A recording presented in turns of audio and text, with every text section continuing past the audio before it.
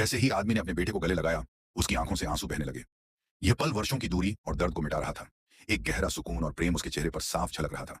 लेकिन तभी कपड़े के दर्पण ने जादू को अवशोषित कर लिया और वातावरण में एक भयानक सन्नाटा छा गया, जैसे किसी ने सारी ऊर्जा चूस ली हो।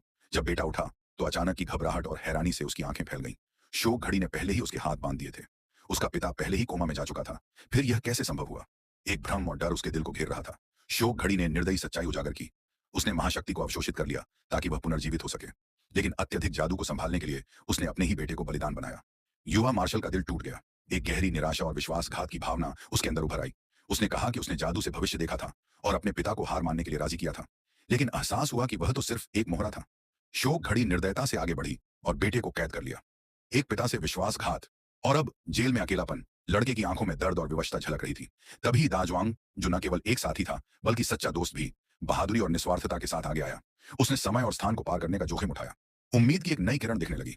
शोक पहरेदार और कोई हुआ ने जब शादी की सालगिरह की घोषणा की तो सब कुछ सामान्य लग रहा था। लेकिन छल और धोखे की लहरें वहां मंडरा रही थीं।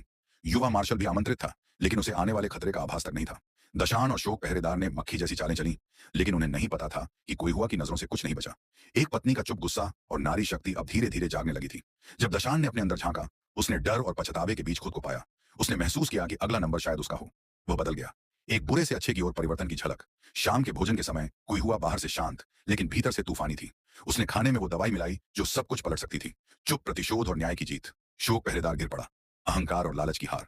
अंततः कोई हुआ ने अपने बेटे को बचाया। मां की ममता और ताकत ने एक बार फिर दुनिया को दिखाया कि प्रेम सबसे बड़ा जादू है। दाजुआंग ने सभी को बचाया और त्याग और वफादारी की मिसाल बन गया। अब सबने शांति और प्रेम के साथ जीवन जीना शुरू किया।